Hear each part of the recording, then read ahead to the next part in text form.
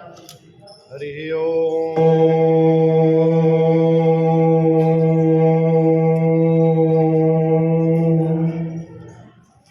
नमः परमहंसाय स्वदित चरण कमल चिन्मकरन्दाय भक्त जनमानस निवासाय श्री रामचंद्राय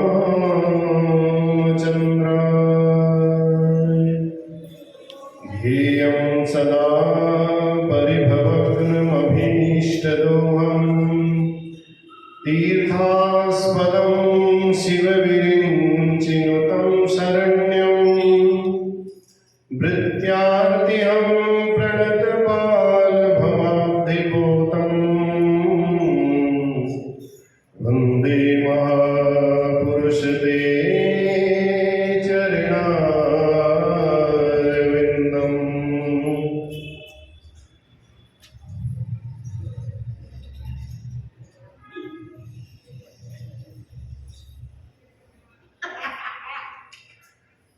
वन्दे महापुरुषते चरणारविन्दम्।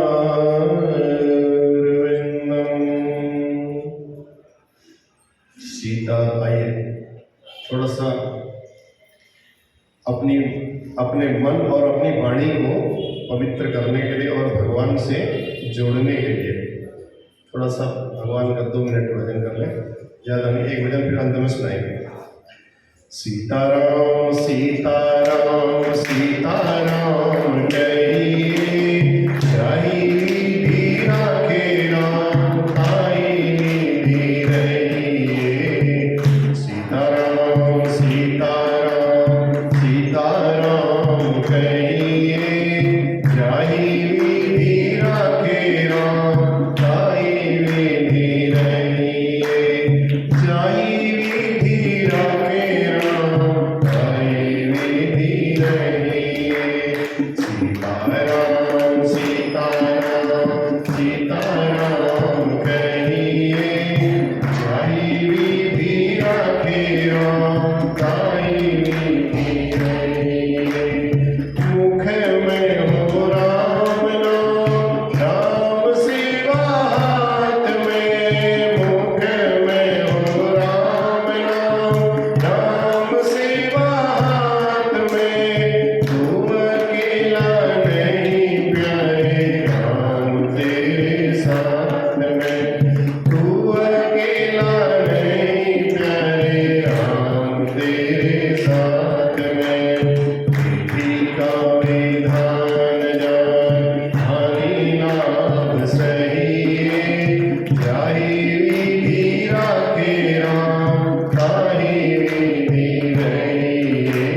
सीताराम सीताराम सीताराम कहिए जाहि विधि राखे राम ताहि निधि रहिए।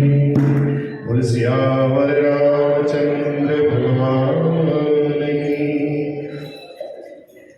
कालव्याल मुखग्रास त्रास निर्णाश देतवे।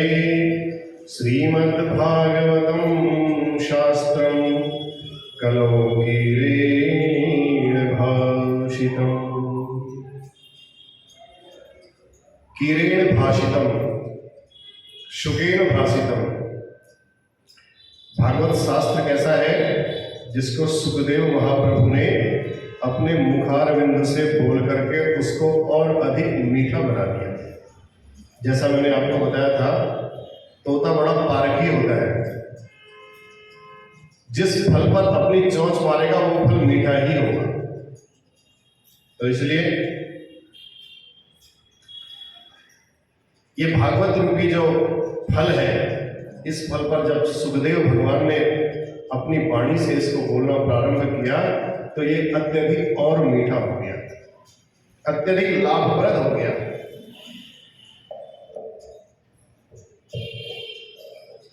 अब आचार्य परंपरा से भागवत की कथा एकदम ऐसे नहीं आई है, डायरेक्ट भगवान ने, विष्णु भगवान ने कही और सुखदेव जी ने बोल दी, ऐसे नहीं आई। ऊपर से गिरी, धीरे धीरे शाखा पर अटकी, उससे नीचे लटकी, फिर जाके नीचे गिरी। एकदम पका हुआ फल है, फल एकदम गिरेगा तो टूट जाएगा, लेकिन भागवत का फल, इसको पिबत भागवतम रसमालय, रस को पिया जाता है ना, तो भागवत रूपी जो रस है, इस फल को शाखा प्रति शाखा से ऊपर से गिरते गिरते गिरते गिरते विष्णु भगवान की शाखा से ऊपर से गिरा, ब्रह्मा जी की शाखा पर अटका, ब्रह्मा जी की शाखा से नारद जी की शाखा पर लटका, नारद जी की शाखा से व्यास जी की शाखा पर अटका, वहां से गिरा तो भगवान सुख के मुंह पर अटका, और वहां से जब प्रकाशित हुआ तो और अत्यधिक मीठा हो गया। जब महाराज परीक्षित के सामने मृत्यु का भय उपस्थित हो गया, 7 दिन में भैया तुम्हारी मृत्यु होनी ही होनी है, जब मरना सुनिश्चित हो गया, पता चल गया कि अब मरना ही है, तो अपने कल्याण का मार्ग खोजने लगे परीक्षित महाराज।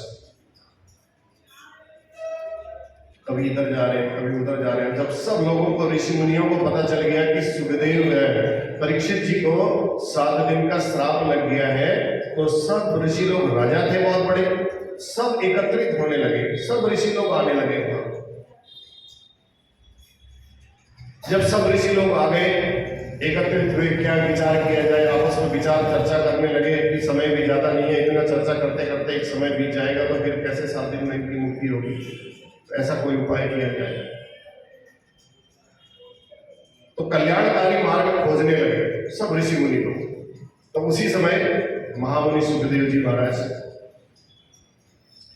उन्होंने श्रीमद् भागवत संहिता का वाचन करके अपनी गदगद वाणी से, अपनी इस प्रेम युक्त वाणी से, सरस वाणी से परीक्षित महाराज को श्रीमद् भागवत जब श्रवण कराया तो भय मुक्त कर दिया।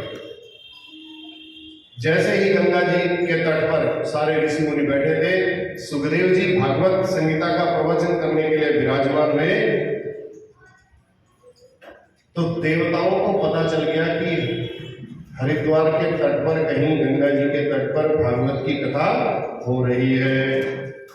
जब देवताओं को पता चल गया, देखो परीक्षित महाराज ने कहना प्रारंभ किया और देवताओं को जैसे ही पता चला, सब देवता वहां सुधा कुंभम गृहीत्वैव देवास्तत्र समागमन, सुधा कुंभम, अमृत का कुंभ लेकर के सारे देवता लोग वहां पहुंच गए। अरे रे महाराज, सुखदेव जी महाराज को प्रणाम किया, रुक जाओ महाराज, 1 मिनट के लिए रुक जाइए। सुखदेव जी ने कहा, अरे देवताओ, तुमको हमने बुलाया भी नहीं, तो बिना बुलाए यहाँ आ गए, और आकर के तुम कह रहे हो महाराज 1 मिनट के लिए, हाँ बताओ क्या बात है। सुखदेव जी ने पूछा, आप क्या कहना चाहते हो, बताओ देवता। सुखदेव जी को प्रणाम करके अमृत का जो कलश लेकर के वो आए थे सुधा कुंभ, देवता कहने लगे, महाराज हमने सुना है परीक्षित को मृत्यु का भय उपस्थित हो गया है, और आप उन्हें उस भय से मुक्ति दिलाने के लिए कथा सुनाने जा रहे हैं, मृत्यु के भय से। महाराज कथा सुनाने से मृत्यु टलेगी तो नहीं, तो इसलिए हम सुधा कुंभम गृहीत्वैव, हम अमृत का कलश उनके लिए लेकर के आए हैं महाराज। अमृत पीने से क्या होता है, व्यक्ति अमर हो जाता है, मरता नहीं है। इसीलिए इनको जो मृत्यु का भय है वो भय तो दूर हो जाएगा। हम इसीलिए ये सुधा कुंभ लेकर के आए हैं, अमृत कलश लेकर के आए हैं महाराज। परीक्षित को यह आप अमृत कलश दे दीजिए, और उसके रूप में परीक्षित को अमृत कलश, अमृत पिला करके आप हमें ये जो भागवत अमृत पिला रहे हो, ये आप हमें पिला दीजिए। भागवत की कथा जो आप श्रवण करा रहे हो, इसको पिला रहे हो, इस रस को, ये आप कृपा करके हमें पिला दीजिए। सुखदेव जी को सुनकर के बड़ा आश्चर्य हुआ कि भैया देवता लोग भी इतने परमार्थी कब हो गए, क्योंकि इनका रिकॉर्ड जो है देवताओं का बड़े स्वार्थी है। इस मृत्यु लोक में तो भैया जो आया है वो तो मरेगा ही मरेगा। परीक्षित हो, चाहे राजा हो, चाहे भिखारी हो, चाहे फकीर हो, बैरागी हो, सन्यासी हो, आया है सो जाएगा। अब जब परीक्षित को मृत्यु का भय है, और हमने देवताओं को बुलाया भी नहीं, फिर भी देवता अपने आप अनायास हमारे पास अमृत का कलश लेकर के आ गए, तो भैया कोई ना कोई विशेष बात तो है। बिना बुलाए देवता अमृत लेकर के आ गए। सुखदेव जी कहते हैं तो महान आश्चर्य है।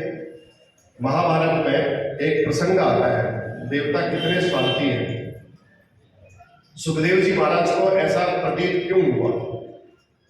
सुखदेव जी ने ऐसा क्यों बोला, भैया हमने तो तुमको बुलाया ही नहीं, और आकर के तुम कहने लगे भैया कथा हमको पिला दीजिए, कथामृत हमको पिला दीजिए और सुधामृत परीक्षित जी को पिला दीजिए।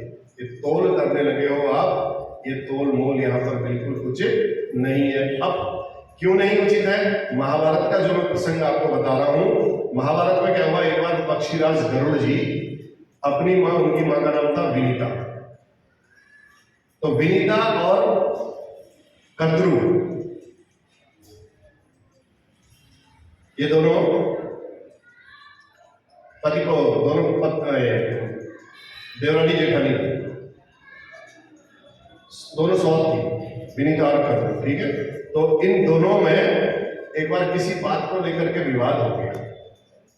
विनीता के पुत्र थे गरुड़ जी और कद्रू के पुत्र थे सर्प, कयाल, विनीता और कयाल, ठीक है, कद्रू में। तो विनीता और कद्रू में जब होड़ हो गई तो शर्त रखी भैया, विनीता हार गई तो कद्रू ने ये शर्त रखी कि अगर तुमको इस हार को स्वीकार करना है, हार से मुक्ति पानी है, नहीं तो तुम मेरी दासी बन करके रहोगे। अगर हार से मुक्ति पानी है तो स्वर्ग से आपको अमृत का कलश लाना पड़ेगा।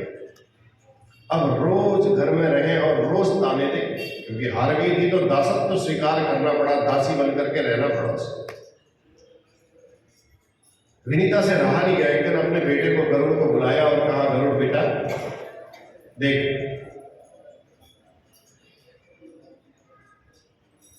मेरे साथ ऐसी ऐसी शर्त हुई और कद्रू ने मुझे अपनी दासी बना लिया। इस घर में रह करके मैं दासी बन करके जी नहीं सकती। रोज मुझे इसके ताने सुनने पड़ते हैं, रोज इसकी बातें सुननी पड़ती हैं, मैं अब सहन नहीं कर पा रही हूँ। अगर तुम मेरे पुत्र हो, तुम कर सकते हो तो मेरे लिए इन देवताओं से, इंद्र से लड़ करके वो सुधा कुंभ को लेकर के आओ। पक्षीराज गरुड़ भी बड़े बलवान थे। गरुड़ ने कहा, मां जो आज्ञा है आपकी। तो पक्षीराज गरुड़ अपनी मां को दासत्व से मुक्ति दिलाने के लिए इंद्र आदि देवताओं से लड़ने के लिए उनके पास अमृत का कलश लेने के लिए चले गए।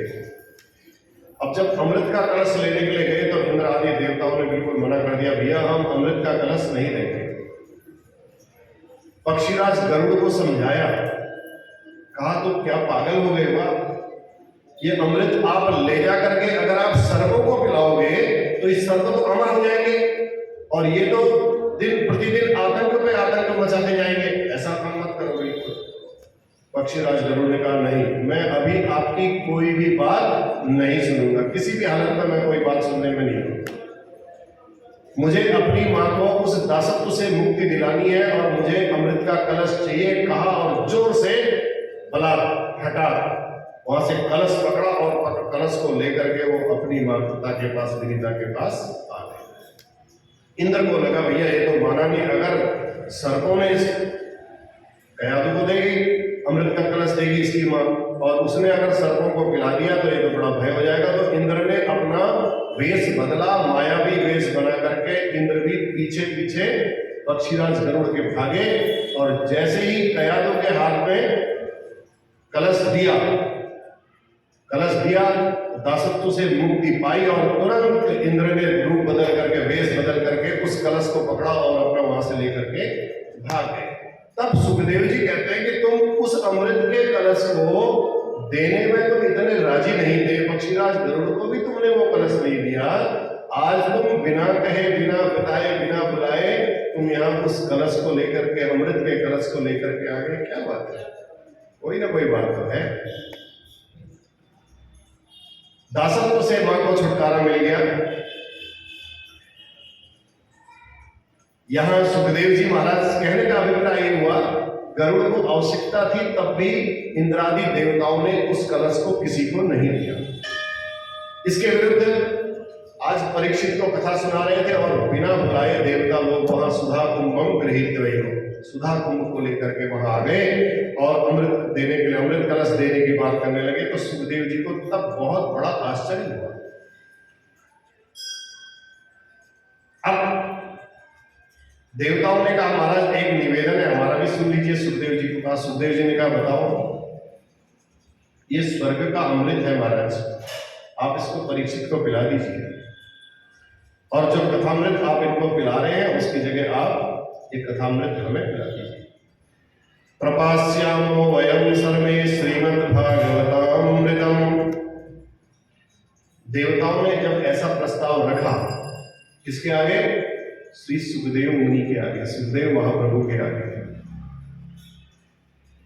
तो सुखदेव जी को बड़ी हंसी आई। सुखदेव जी कहते हो तुम लोग बड़े ठग हो भैया, ठगिया हो देवताओं, तुम बड़े ठगिया हो। अगर तुम श्रद्धा और भक्ति से यहाँ आते, कथा सुनने के लिए बैठते, तो तुम्हें हम कथा सुनने के लिए मना नहीं करते, ये कथामृत हम तुम्हें अवश्य पिलाते। लेकिन तुम व्यापार करने के लिए आए हो, विनिमय करने के लिए आए हो, तो स्वकार्य कुशलाह पराह सुराह, तुम अपने कार्य करने में बड़े चतुर हो, बहुत चतुर जान पड़ते हो। अब व्यापार करोगे तो व्यापार में लेन देन की वस्तु बराबर की होनी चाहिए, तभी व्यापार होगा। स्वार्थी व्यक्ति यदि आपके फायदे की बात ज्यादा करे तो समझ लेना, सावधान हो जाना हुआ आपने। भैया स्वार्थी व्यक्ति है, कभी ऐसी बातें नहीं करता था, आज बड़ी मीठी मीठी बातें कर रहा है, तो इसका मतलब इतना उदार क्यों हो रहा है? तो देवताओं ने पहला फायदा तो परीक्षित का बतला दिया। देखो बड़े उदार मना होकर के, महाराज ये अमृत पिला दो और ये अमर हो जाएंगे, अमरत्व को प्राप्त हो जाएंगे।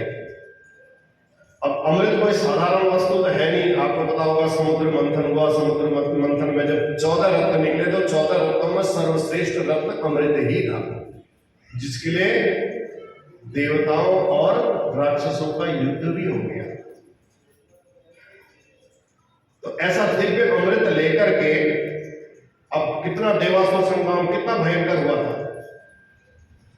ऐसा दुर्लभ अमृत आज देवता अपने आप ही बिना मांगे यहां दे रहे हैं, प्रदान कर रहे हैं, बिना आह्वान के दौड़े दौड़े आ रहे। तो मंत्र बोलना पड़ता है, सुजातो ज्योतिखा सहसर, इंद्र का मंत्र बोलना पड़ता, तब इंद्र को बुलाना पड़ता है। बृहस्पति जी का मंत्र बोलना पड़ता है, बृहस्पति जी का आह्वान करके उनकी प्रतिष्ठा करनी पड़ती है। आज किसी की प्रतिष्ठा नहीं, किसी को कुछ बुलाया नहीं, सबके सब बिना मांगे बिना बुलाए दौड़े आ रहे हैं और अमृत का कलश भी दे रहे हैं। तो इसका मतलब हो गया भैया, कोई उदार मना होकर के आ रहा है तो कोई ना कोई शक की बात जरूर है। तो बिना मतलब के कोई इतनी कीमती वस्तु क्यों देगा? परंतु इसके बदले में जब उन्होंने भागवतामृत मांगा, बस इसी से सुखदेव महाप्रभु भी समझ गए। हमें भी समझ लेना चाहिए कि यह अमृत इतना दुर्लभ है और भागवतामृत जब ये मांग रहे हैं तो भागवतामृत कितना अद्भुत होगा बताओ।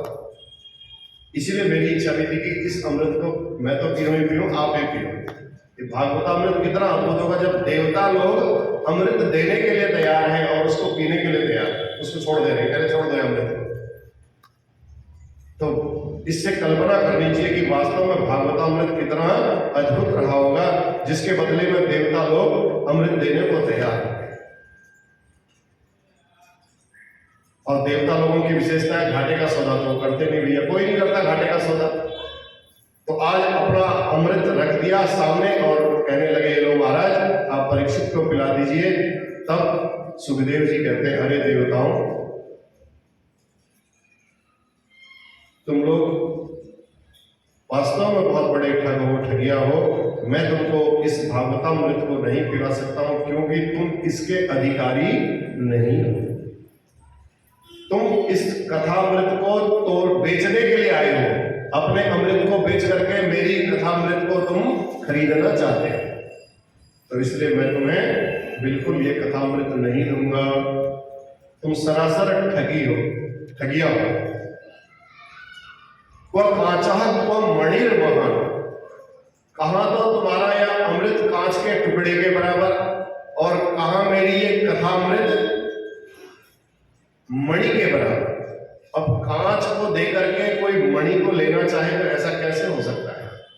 क्व सुधा क्व कथा लोके क्व कांचः क्व मणिर्महान् ब्रह्मरातो विचार्येवं तदा देवान् जहासः अभक्तांस्तांश्च विज्ञाय न ददौ स कथामृतम् श्रीमद्भागवती वार्ता सुराणामपि दुर्लभ।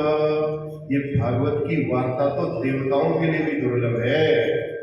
देवता लोग भी इस कथा को सुनने के लिए तरसते हैं। होती है केवल भारतवर्ष में ही होती है और ये मनुष्यों के लिए ही उपस्थित है और किसी को स्वर्गलोक पर जाकर के कथामृत का कोई रसास्वादन नहीं होता है। हनुमान जी जब जाने लगे, राम जी के साथ अयोध्या से सब आए तो सबको भगवान ने अपने अपने धाम को भेज दिया। हनुमान जी बैठे रहे, 1 हफ्ता हो गया, 2 हफ्ता हो गया। हनुमान जी से कहा, हनुमान जी महाराज, हनुमंत लाल, आप इतने दिनों से बैठे हो, चरणों में ही बैठे हो, कुछ मांग भी नहीं रहे हो। सबने मांगा महाराज ये दे दो, महाराज ये दे दो, आप भी कुछ मांग लो। आप कहाँ जाना चाहते हो? मैं तो अपने परम धाम को जा रहा हूँ। कहा महाराज मैं कहीं जाने का इच्छुक नहीं हूं, मैं ऐसी जगह रहना चाहता हूं जहां नित्य प्रति आपकी कथा श्रवण करने को मुझे मिलती रहे। अगर मैं उस धाम में जाऊंगा तो वहां मुझे आपकी कथामृत पीने के लिए नहीं मिलेगी। तो हनुमान जी यहीं रहे, चिरजीवी रहे। हनुमान जहां भगवान की कथा होती है वहां हनुमान जी तुरंत पहुंच जाते हैं। तब सुखदेव जी ने कहा, देवताओं वह सुधा को कथा लोगे वह कांचः को मणिर्महान्। कहा अमृत का कलश तुम्हारा कांच के टुकड़े के बराबर भी नहीं है। और ये जो कथा है भागवतामृत है, ये भागवतामृत मणि है। अब तुम मणि और इसका तोल मोल करोगे तो ये हम आपको किसी भी हालत में नहीं देंगे। ब्रह्मरातो विचार्ये एवं तदा देवान् जहासः। अब सुनिए, सुखदेव जी का नाम क्या है? ब्रह्मरात। ये तत्व की बात है, ज्ञान की बात है। और परीक्षित जी का नाम है विष्णुरात। दोनों श्रोता और वक्ता कैसे हैं देखो, दोनों को मां के गर्भ में ही भगवान का आशीर्वाद मिल गया था। सुखदेव जी को मैंने कल बताया आपको, सुखदेव जी माता के गर्भ में रहे। जब भगवान ने कहा, सुखदेव जी महाराज बेटे इसको बाहर ले जाओ,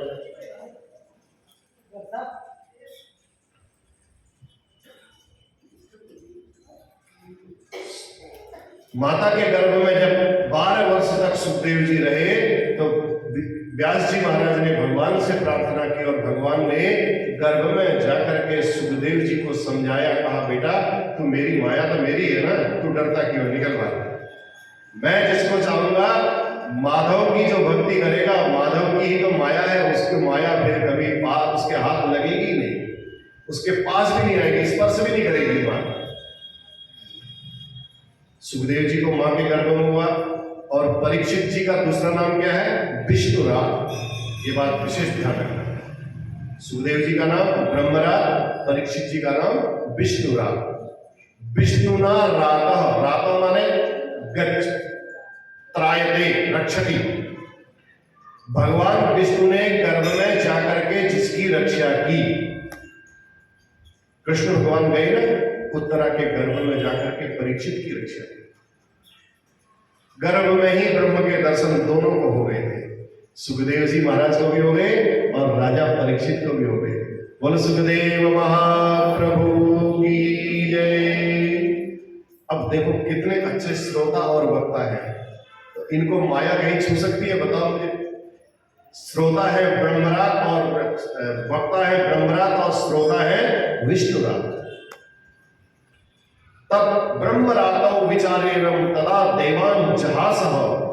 तो ब्रह्मरात माने सुखदेव जी ने देवताओं को कहा भाग ऐसे, कोई आवश्यकता नहीं, तुम ऐसे लोग मेरे को कथा में नहीं चाहिए जो तोड़मोड़ करने के लिए कथा में बैठे हो। मुझे ऐसे कथा में बैठने वालों की आवश्यकता। अभक्तांश्च विज्ञाय, उनको अभक्त मान करके, भक्त नहीं माना उनको, तुम योग्य नहीं हो, कथा सुनने के योग्य नहीं हो। कथा का अर्थ आना चाहिए, श्लोक पढ़ना आना चाहिए, कथा से अर्थ आने वाली प्रक्रिया नहीं होनी चाहिए। समय कुछ ऐसा हो गया कि कथा श्रोता और वक्ता दोनों कथा से अर्थ निकालने लगे। कथावाचक सोचते हैं भैया कथा करेंगे हमारे लिए कुछ अच्छी खासी इनकम हो जाएगी, पैसा आएगा, ठीक है। जो भगवान की भक्ति करेगा माया उसके पीछे पीछे दौड़ेगी। ये बात बिल्कुल सत्य है। जितने कथावाचक है कोई ऐसे नहीं, लेकिन जो कराने वाले यजमान है वो कहते हैं प्रभु जी मेरी फैक्ट्री बहुत अच्छी चल जाए तो मैं अगली बार एक भागवत और कराऊंगा, मेरी बेटी की शादी हो जाए तो मैं कराऊंगी, मेरा पोता हो जाए तो मैं कराऊंगी, मेरा दोता हो जाए तो मैं कराऊंगी। तो हमारा भी एक उसमें से कथा का अर्थ तो नहीं पता, लेकिन कथा से अर्थ निकाल लिया। अर्थ माने धन, ठीक है। तो सूत जी कहते हैं हे ऋषियों ये कथामृत जो है ये देवताओं को भी दुर्लभ है, देवताओं को भी प्राप्त नहीं है, क्योंकि देवताओं को सुखदेव जी ने डांट करके वहां से भगा दिया। अब विचार कीजिए, थोड़ा सा विचार करते हैं कथामृत और सुधामृत में। इसलिए तो सत्संग रखा है ना 1 घंटे का, हर चीज में थोड़ा थोड़ा विचार होना चाहिए। भाई कथामृत की क्या विशेषता है और सुधामृत की क्या विशेषता है। तो सुधामृत पहले देखते हैं, जो अमृत का कलश है ये कब कैसे मिलता है। बड़े बड़े जो पुण्यात्मा लोग होते हैं जब इस मृत्यु लोक से देह को त्याग, हमने बहुत अच्छे कर्म किए, कार्तिक के महीने में खूब नहाए, खूब दान किया, खूब पुण्य किया, और बड़े बड़े हमने यज्ञ करवाए, घर में सब बड़े बड़े ऋषि मुनि जो भी हमारे घर में आते थे उनका आतिथ्य सत्कार किया, ये हमने पुण्य कार्य किए। जब हम इस मृत्यु लोक से देह त्याग करके जाते हैं पुण्य कार्य करने के बाद, तो स्वर्ग लोक में पहुंचते हैं, तो तब हमको ये प्राप्त होता है सुधामृत। अच्छा, अब कथामृत, इसके विरुद्ध कथामृत की विशेषता सुनो बड़े ध्यान से। सुधामृत जब तक हम पुण्य कर्म नहीं करेंगे और मरने के बाद जब हम स्वर्ग लोक में जाएंगे तब हमको वो सुधामृत प्राप्त होगा। और कथामृत की विशेषता क्या है, कथामृत के लिए कोई पुण्यात्मा की आवश्यकता नहीं है। कोई पुण्यात्मा हो, कोई पापात्मा हो, कोई दुष्टात्मा हो, कोई भी आकर के कथा को कथामृत का पान कर सकता है। देवता लोग भी अगर चुपचाप आकर के कथा सुनते तो सुखदेव महाप्रभु उनको वहां से भगाते नहीं। कोई कैसा भी हो सबको ये कथामृत पिलाया जाता है, ये सबके लिए सुलभ है। और सुधामृत सबके लिए सुलभ नहीं है, आपको पुण्य कर्म करने ही पड़ेंगे तब जाकर के आपको वो अमृत प्राप्त हो। अच्छा, और पहली विशेषता ये सिद्ध हुई कि स्वर्ग का, इसका अर्थ क्या निकला फिर, स्वर्ग का जो सुधामृत है ये पक्षपाती हो गया ना, भैया अच्छे काम करोगे तो अमृत सुधामृत मिलेगा, नहीं तो नहीं मिलेगा। ठीक, भेदभाव की दृष्टि आ गई इसमें। और हरि कथामृत निष्पक्ष है, चाहे बच्चा आए, चाहे केला खा के सुने, चाहे खाना खा के सुने, चाहे आप बिस्तर वहां लगा करके लेट लगा करके सुनो, भैया हमसे चला नहीं जाता, बैठा नहीं जाता, पंडित जी महाराज हम वहां बैठ करके सुन लें, हम थोड़ा लेट के सुन लें, तो भी कोई दोष नहीं। तो ये किसी के लिए भी है। तो हरि कथामृत निष्पक्ष है, उसमें भेद की कोई दृष्टि नहीं है, इसलिए अभेदवादी हो गया। अच्छा, दूसरी विशेषता और बताई जाए, स्वर्ग का अमृत क्या होता है, देवताओं को धीरे धीरे सनई सनई एक, मान लीजिए उनके गले में एक माला डाल दी जाती है। आप जैसे स्वर्गलोक में गए, वहां जाकर के आपने बहुत अच्छे कर्म किए तो आपके कर्मों के अनुसार वो माला उस आपके गले में डाल दी जाती है। जैसे जैसे आपके पुण्य कर्म क्षीण होते जाते हैं ना, वो माला का एक एक फूल, एक एक दाना उसमें से सूखता जाता है। और जैसे ही माला पूरी सूखी, क्षीणे पुण्य मर्त्य लोके विशन्ति, फिर आपको इसी मृत्यु लोक में आना पड़ता है। ये क्षीणे पुण्य मृत्यु लोकम विशन्ति। तो हरि कथामृत की विशेषता क्या है, कल्मषापहम। हरि कथामृत सब पापों को नष्ट करने वाला है। यहां तो आपके पुण्य क्षीण हुए, आप फिर आ जाओगे नीचे मृत्यु लोक में, लेकिन हरि की कथा सुनोगे, भगवान की भागवतामृत अगर आप कल इसको सुनते हैं तो हरि कथामृत पापों को नष्ट करने वाला है, स्वर्ग का सुधामृत पुण्यों को क्षीण करने वाला है, और हरि कथामृत पापों को क्षीण करने वाला है। देखो कितना अंतर है। सुधामृत से पुण्य क्षीण हुए, आपके पुण्य खत्म होते गए, भोग माला सूखते गए। लेकिन हरि कथामृत अगर आप पियोगे तो आपके पाप क्षीण होते जाएंगे, पाप कटते जाएंगे। कितना अंतर है, थोड़ा तुलना करो। अच्छा, एक और स्वर्ग का अमृत है, पुण्य के क्षीण होने पर वो मृत्यु लोक में गिरा देता है, मृत्यु लोक में पहुंचा देता है। इसके विपरीत हरि कथामृत क्या है, कल्प सापहम, सब पापों को नष्ट करके श्री हरि के परम पद को प्रदान कर देता है। सब पाप आपके नष्ट हो जाएंगे तो भगवान का वो परम धाम आपको प्राप्त हो जाएगा। इसलिए आप अब स्वयं ही निर्णय करें कि भाई कौन सा अमृत श्रेष्ठ है। स्वर्ग का सुधामृत दीर्घ जीवी बनाता है और हरि कथामृत दिव्य जीवी बना देता है। दीर्घ जीवी और दिव्य जीवी में बड़ा अंतर है। दिव्य हो जाओगे आप, बहुत आपकी आभा, आपके अंदर का जो ज्ञान है, जो आत्मज्ञान है, आत्मबल है, वो बहुत अधिक बढ़ जाएगा। स्वर्ग का सुधामृत अमरत्व प्रदान करता है और हरि कथामृत अभयत्व प्रदान करता है, भय नहीं रहता है। जब पता ही चल गया राजा परीक्षित को अब तो मुझे मरना ही है, सारी कथा सुन ली ना, भय तो भाग गया। मृत्यु लोक में जो आए उसको जाना ही है, इस चीज का ज्ञान वास्तव में जब अंदर धारण कर लिया तो फिर परीक्षित का बड़े बड़े ऋषि मुनि आए वहां, सबने बोला भैया हम तुमको जीवित कर दे सकते हैं। उन्होंने कहा जीवित करके क्या करोगे,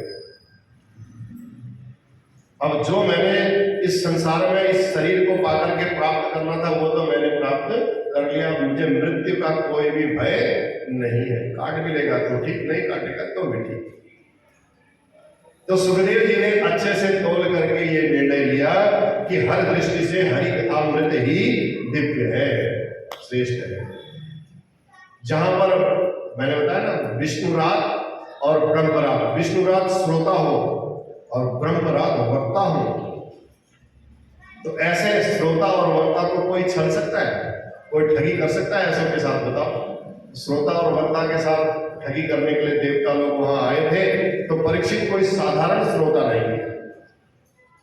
जैसा बताया माता के गर्भ में ही अश्वत्थामा के ब्रह्मास्त्र से बचाने के लिए भगवान ने उनको गर्भ में जाकर के परीक्षित की रक्षा की। आगे इसकी कथा आएगी, सुनाएंगे बड़ी विस्तृत रूप से। और सुखदेव जी महाराज गर्भ में ही 12 वर्ष तक माता के गर्भ में रहे। भगवान ने जब दर्शन दिए तब माता के गर्भ से बाहर आए, उनको भी माता के गर्भ में ही दर्शन हुए। तो कहने का मतलब हो गया भागवत के वक्ता और श्रोता दोनों को गर्भ में ही भगवान की कृपा का कवच प्राप्त हो गया था, सुरक्षा प्राप्त हो गई थी, बॉडीगार्ड पहले मिल गए थे। तो इसलिए संसार में कोई इनको छल ही नहीं सकता, इनसे कोई कपट कर ही नहीं सकता है। तो सुखदेव जी हरि कथामृत के परम रसिक हैं, इसलिए देवताओं को डांट कर भगा दिया। और देवता लोग अब जब भाग गए, भाग करके देवताओं ने कहा ये क्या हो गया भैया, गए ब्रह्मा जी के पास। अरे महाराज हमें तो सुखदेव जी महाराज ने भगा दिया, हमारी तो कोई इज्जत ही नहीं रही, देवता होकर भी हम मृत्यु लोक में गए और हमें डांट करके भगा दिया महाराज, ये हमारी बहुत हो गया। और हमें क्या कथामृत हम नहीं पी सकते हैं? ब्रह्मा जी के आगे जाकर के शिकायत करने लगे। अब ब्रह्मा जी ने कहा भैया ठीक है, तुम्हारी बात सुन ली है मैंने, सुन करके चलो भागवत की कथा चल रही है ना, देख तो लेते हैं परीक्षित को क्या होता है इस कथा के बाद, पहले इसका कोई फल तो देख ले। कहने का मतलब कोई बात बोले तो तुरंत उस बात को रिएक्शन उस बात पर नहीं करना चाहिए, सुन लेना चाहिए, समझ लेना चाहिए, सामने वाले की भी सुन लेनी चाहिए जिसके बारे में बोल रहा है। अब तुमने हरि कथामृत के बारे में बोल दिया और सुखदेव जी महाराज के बारे में बोल दिया, ब्रह्मा जी को कहीं गुस्सा आ जाए, ब्रह्मा जी कहे नहीं नहीं देवताओं मैं अभी लड़ने के लिए जाता हूँ, सुखदेव जी से भी बात करता हूँ। हमने कहा नहीं, कथा के लिए बोल रहा है ना, कथा नहीं सुनाएंगे, पहले कथा का फल तो देखो क्या मिलता है, हरि कथामृत है क्या। तो ब्रह्मा जी कहते हैं भैया तुमने इसका अधिकार खो दिया है, इसका हमें भी दुख है, लेकिन इस बात को पहले हम देखना चाहते हैं कि इस कथामृत को सुनने के बाद होता क्या है। तो 7 दिन के बाद कथामृत का पान करने वाले परीक्षित तो परम पद को प्राप्त हो गए। अब ब्रह्मा जी ने जब देखा कि वास्तव में परीक्षित का मोक्ष हो गया, ब्रह्मा जी भी बड़े आश्चर्यचकित हो गए। राज्ञो मोक्षम तथा वीक्ष्य पुरा धातापि विस्मितः, धातापि विस्मितः राज्ञो मोक्षम वीक्ष्य। राजा का मोक्ष देख करके धाता माने ब्रह्मा जी भी विस्मित माने आश्चर्यचकित हो गए। अरे इतना तो मैं भी नहीं समझ रहा था, इतना इफेक्टिव होगा। जब डॉक्टर के पास जाओ ना, डॉक्टर पहले हल्की हल्की डोज देते हैं, जब देखते हैं कि भैया बुखार नहीं हो रहा था फिर हैवी डोज देते हैं। जब हैवी डोज से भी काम नहीं होता तो कहते हैं अब ले जाओ यहाँ से भैया, आगे ले जाओ, मेरे बस की बात नहीं है। तब ब्रह्मा जी ने देखा भैया ये तो बड़ी हैवी डोज है, मैं तो सोच रहा था ऐसे हल्की फुल्की होगी, देवता लोग ऐसे ही बोल रहे होंगे, वास्तव में सही बोल। सत्य लोगे तुलाम मध्वा तोलियत साधनान्यजः। अब ब्रह्मा जी ने जब परीक्षित का मोक्ष देखा तो बड़े आश्चर्यचकित हो गए। अब तराजू में ब्रह्मा जी ने तोल करके देखा। ब्रह्मा जी ने कहा देखो तो सही, ऐसी बात सत्य है कि नहीं है, चारों तरफ से पक्का होकर के देखना चाहिए। तराजू लाए ब्रह्मा जी। तराजू में एक तरफ श्रीमद् भागवत रख दिया और एक तरफ जितने हमारे शास्त्र 17 पुराण अलावा जितने अलग अलग शास्त्र थे सब शास्त्रों को एक पलड़े में रख दिया, एक पलड़े में भागवत को रख दिया। अनेकानेक धर्म शास्त्रों को जब उठा करके देखा, लघूनन्यानि जानानि लघूनन्यानि जातानि गौरवेण इदं महत् तदा ऋषिगणा सर्वे विस्मयं परमं ययो। सब देवता बड़े महान आश्चर्यचकित हो गए। कब? जब देखा कि श्रीमद् भागवत की तुलना में अन्य धर्म शास्त्रों का पलड़ा एकदम ऊपर उठ गया। भागवत हिला ही नहीं, नीचे ही रहा। सब बड़े विस्मय हो गए, आश्चर्यचकित में पड़ गए। तुरंत महात्माओं ने उसी समय घोषणा कर दी। क्या घोषणा की महात्माओं ने? अब सुनो।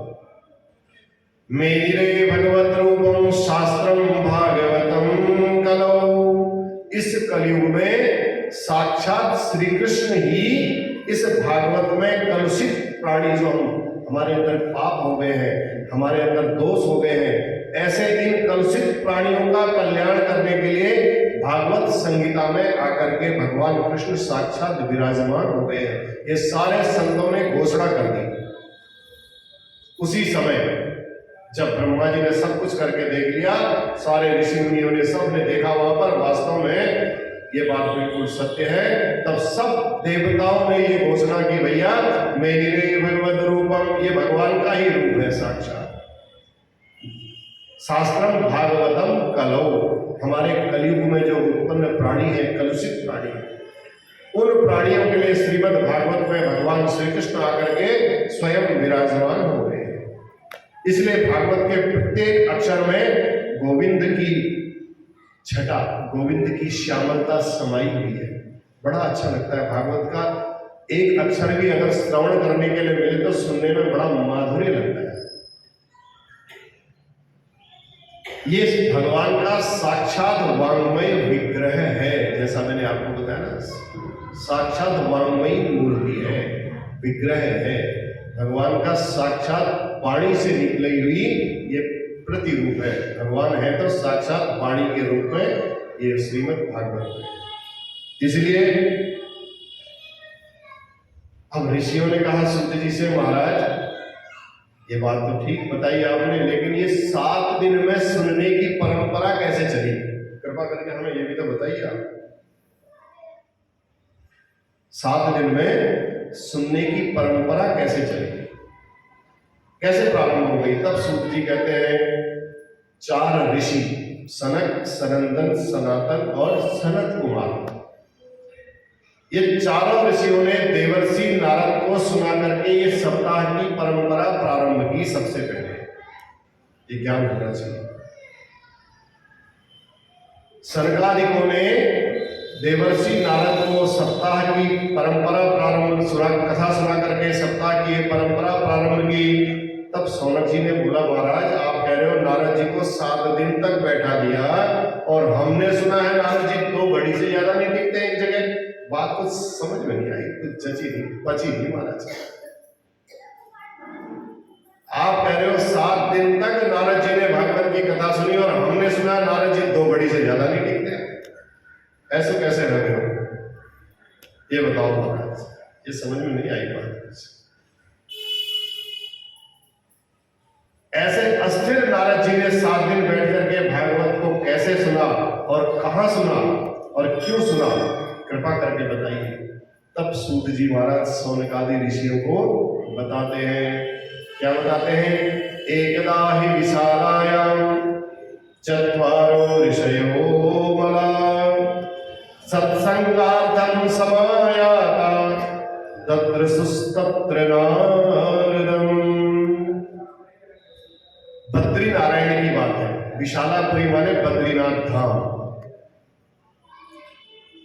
एक बार बद्रीनाथ धाम में सनकादि चारों भाई विचरण करते रहते थे, घूमते ही रहते थे। इनका एक ही काम था, कथा सुनना और कथा सुनाना। बड़ी विशेषता थी चारों भाइयों में। क्या थी? एक भाई को, 3 भाइयों को श्रोता बना करके बैठ जाते थे, एक भाई व्यास बन करके बैठ जाता था, फिर दूसरा भाई व्यास बन के बैठ गया, 3 श्रोता बन के भगवान की ही कथा श्रवण करते रहते थे। और कभी पूरी जिंदगी में ये 5 वर्ष से ऊपर के कभी हुए ही, 5 वर्ष के बालक ही रहे। उनको बड़ा आनंद आता था भगवान के ध्यान में, भजन में, पूजन में, सब एकांत में करते थे। अब सत्संग करने के लिए तो उनको श्रोता और वक्ता की आवश्यकता होती थी। तो भाई बड़े समझदार थे, तो तीनों भाइयों को कहते थे तुम बैठ जाओ भैया, हम सुनाई देते। फिर दूसरा भैया आता था, भैया तुम बैठ जाओ, हम सुना देते। ऐसे बारी बारी से। अब सत्संग के लिए ना श्रोता होने, कहने का भाव है कि श्रोता होना भी बहुत जरूरी है। आप लोग 2, 4, 10 लोग जितने भी बैठोगे तो बोलने वाले को भी बड़ा अच्छा लगेगा सामने से, सुनने वाला भी तो कोई होना चाहिए। तो इसलिए कोई सनकादिकों के पास कोई श्रोता नहीं हुआ तो वो लोग 3 भाई बैठ करके सुनना शुरू कर देते थे। संत को जब कोई भगवत रसिक संत मिल जाए तो बड़े प्रसन्न हो जाते हैं, भैया चलो आज इनसे कुछ हम सत्संग सुन लेंगे। तो चारों भैया जो ऐसे ही सत्संग करने के लिए विचरण कर रहे थे। 4 भैया कौन? सनक, सनंदन, सनातन और सनत कुमार। तो नारद जी को जब देखा, उन्होंने भ्रमण कर रहे थे, नारद जी पर दृष्टि पड़ी और नारद जी को देख करके तो वो और प्रसन्न हो गए। अब जब बड़े प्रसन्न हो जाते हैं तो सनकादिकों का तो जीवन ही भगवत कथा है। कथा मात्रैक जीवनम, बस एक कथा ही उनका जीवन है और कुछ नहीं है, उसके अलावा वो कुछ करते ही नहीं है। नारद जी जब निकट आए तो बड़ा आश्चर्य हुआ। अब पहले तो जब देखा दूर से नारद जी आ रहे, बड़े प्रसन्न हुए। नारद जी जैसे ही उनके पास आए, नारद जी का मुंह लटका हुआ। नारद जी का मुंह लटका देख करके सनकादिकों को उतनी प्रसन्नता नहीं हुई जितनी उनके दूर से देखने में हुई थी। जब चिंतित वो नजर आए तो सनकादिकों ने पूछा, बड़े आश्चर्य की बात है महाराज, आप समाज की चिंताओं को दूर करने वाले, इतने ब्रह्म ज्ञानी, और आज आपका मुंह लटका हुआ, आप कथम चिंतातुरो भवान, आप चिंतातुर क्यों हैं, इतने चिंतित क्यों हैं? क्या आश्चर्य है? जो दूसरों की चिंता को दूर करते हैं आज स्वयं चिंतित हैं। कथम ब्रह्मन दीन मुख कुतश्चिंतातुरो भवान त्वरितं गम्यते कुत्र कुतश्चागमनं तव इदानीं शून्य चित्तोऽस्मि चित्तोऽसि गतवित्तो यथा जनः तवेदं मुक्त संगस्य नोचिदं वद कारणं। नोचिदं, ये उचित नहीं है। आप तो ऐसे चले गए हो किसी कंजूस का जैसे धन चला गया। इतने दुखी क्यों हो रहे हो महाराज? नारद जी ने, आपका मुंह ऐसा लटका लटका क्यों है?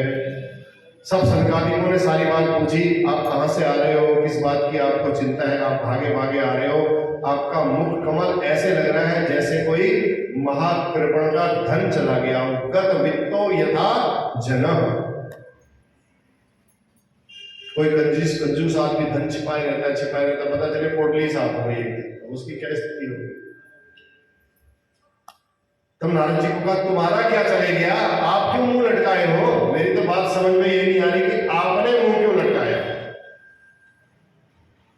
जो धन छीन लिया गया, संत लोग जो ज्ञानी लोग होते हैं उसको अपना धन समझते ही नहीं है। जो हमारे हाथ में रह ही नहीं सकता उसको धन समझते ही नहीं है। और संतों का जो अपना धन है उसे संसार में कोई चुरा नहीं सकता है। और महात्माओं का जो धन है वो वृंदावन में जाकर के देखो, हमारो धन राधा श्री राधा श्री राधा, हमारो धन राधा श्री राधा श्री राधा, बरसाने वाली राधा राधा राधा राधा राधा, बरसाने वाली राधा राधा राधा, परम धन राधा श्री राधा श्री राधा, परम धन राधा श्री राधा श्री राधा, हमारो धन राधा श्री राधा श्री राधा, बरसाने वाली राधा राधा राधा राधा, बरसाने वाली रसिकों की प्यारी राधा राधा राधा राधा राधा, रसिकों की प्यारी राधा राधा राधा राधा राधा, हमारो धन राधा श्री राधा श्री राधा, परम धन राधा श्री राधा श्री राधा, परम धन राधा श्री राधा श्री राधा। भैया हमारा तो धन यही है। आप वृंदावन में जाओगे तो रिक्शे वाला भी बोलता है ना, राधे राधे, साइड हो जाओ नहीं कहता है। चाहे वो हिंदू हो चाहे वो मुसलमान हो, वहां सबके मुंह से ये देखो प्रभु की विशेष लीला, सब राधे राधे ही बोलते हैं वहां, उसके अलावा कुछ बोलते ही नहीं। उसको रिक्शे वाले को भी साइड लेना है तो राधे राधे करेगा, किसी को पानी पीना है तो राधे राधे थोड़ा हो जाओ, बड़ी विशेष बात है। तब सरकारी कहते हैं भैया हमारा तो यही धन है, तुम्हारा तो ऐसा लग रहा है कि कुछ धन चला गया, तुम्हारा मुंह लटका हुआ क्यों है? गत वित्तो यथा जना। प्रभु का नाम संतों का एकमात्र धन होता है जिसे संसार में कोई चुराने वाला है ही नहीं। तो फिर आपको चिंता तो करनी नहीं चाहिए, चिंता क्यों कर रहे हैं? तब नारद जी ने सारी बात बताई। क्या बात बताई नारद जी ने? भैया मैं क्यों चिंतित हूं ये आपको कल बताएंगे, ठीक है? नारद जी ने अपने मन की व्यथा को किस प्रकार बताया और क्यों बताया सनकादिकों को कि भैया मैं चिंतित क्यों हूं, मेरा मुंह लटका हुआ क्यों है, मैं दुखी क्यों हूं। भगवान के बिहारी लाल की जय जय श्री राधे। एक भजन सुनाए और चलो सुनते हैं। राधे कौन से पुण्य किए तूने, हरि रोज तेरे घर आते हैं। राधे कौन से पुण्य किए तूने, हरि रोज तेरे घर आते हैं। हरि रोज तेरे घर आते हैं, हरि रोज तेरे घर आते हैं।